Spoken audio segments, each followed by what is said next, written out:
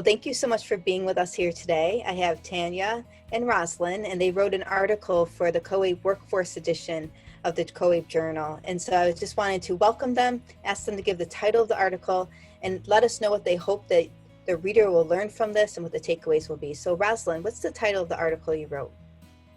Our article was titled Georgia's Statewide Push for Workforce Development, Leveraging the Full Potential of Integrated Education and Training.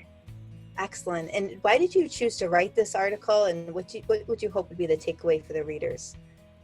Yeah, so Latanya and I decided to write this article on behalf of our statewide Office of Adult Education here in Georgia, because we really wanted to kind of share a lot of the lessons learned that our programs have had. And in the article, we talk about how our state made a decision. IET, as we all probably know, is traditionally required only for IELCE programs, the Integrated Education and Civics programs. But we decided as a state to require this for all of our programs, adult education grantees, regardless of whether or not they were receiving IELCE funding or not.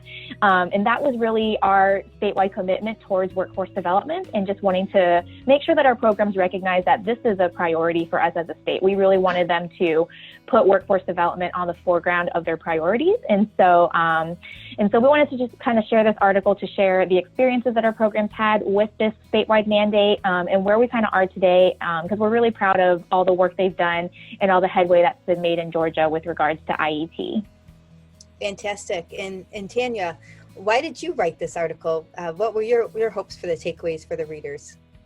Well, the other things that I wanted to share with readers is that there are ways to be creative in braided funding to help find ways to help individuals get new career options and opportunities. And we shared some of that with other readers, how creative the programs were in getting funding, so that their students would not only get a high school equivalency, but also come out with some type of career certification where they can get a family sustaining wage when they finished our adult education program. So we're very excited about it, and it can be done anywhere. It can be modeled in other locations and states. And so we wanted to share that with others. That's wonderful. And it really sounds almost cutting edge to me. I mean, it sounds like maybe you're one of the few out there that are doing this. There are states doing things in other ways, but the more we all share with each other, the more innovative we can do and come up with new and creative ways. And finding financial opportunities to help pay for these is critical for all of us. So yes, it's all important for us to share what we know with those in the field with us. Yes, it makes such a difference when we get together and collaborate, as you're saying. Mm-hmm. Yes.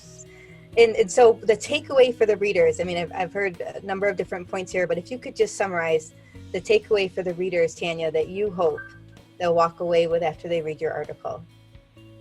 The takeaway would be that don't be afraid to look at other options for offer some opportunities for students outside of adult education, so workforce resources. There are all types of certificates available for our students. There are jobs out there looking for students to take those jobs. And then be real creative. Look outside of the box for financing. It's out there. We just have to step outside of our normal circles, and hopefully we can provide a braided funding solution that'll help our students. Excellent. And how about you, Rosalind? Anything you'd like to add to that? Yeah, I think for me, I also appreciate, we try to share like different vignettes within our article just to kind of hit the point where we recognize that each program has its own unique context and challenges. And so you can see through those vignettes that they all kind of had a different challenge ahead of them, and they all kind of tackled it in their own unique way. And so I think this idea that we all have the same end goal, but there's going to be a lot of different ways that we accomplish that, just making sure that I think that's one of the biggest lessons and takeaways that I wanted readers to walk away with. Very good. Well, ladies, Tanya, how about you give us the name of the article one last time, and we'll send readers there at our... Actually, I'm going to let Rosalind do that because I didn't print it out to have it with me on my desk, and I know it has a long title. It is a long title. So the title again is Georgia's Statewide Push for Workforce Development, Leveraging the Full Potential of Integrated Education and Training. Excellent. Thank you so much. And readers, you can go to www.coabe.org/journal and download their journal today. Thank you so much. Thank you so much. See how teamwork works well?